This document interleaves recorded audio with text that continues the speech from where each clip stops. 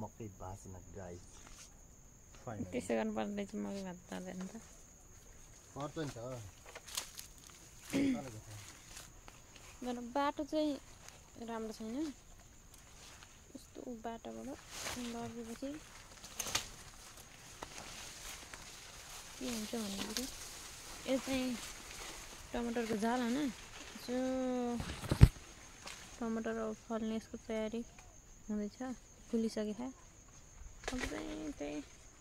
10-15 दिनमा फल्न सक्छ है यो चाहिँ सेबी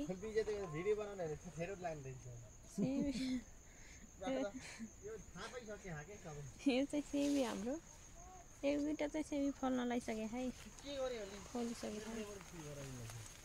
यो चाहिँ हलेको साइजहरू तपाईँहरूले बेसार खानुहुन्छ नि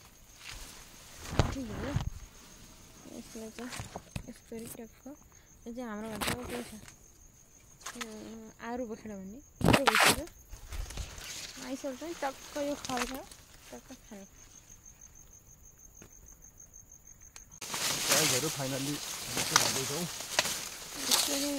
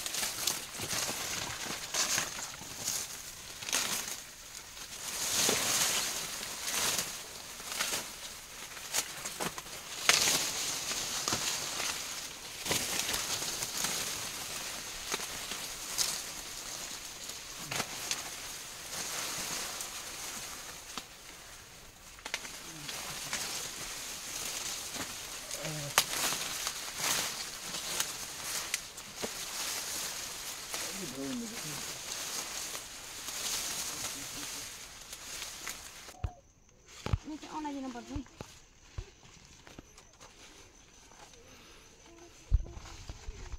उठ्न सक्यो भने चाहिँ मैले यति सानी मान्छेले यत्रो सक्लिन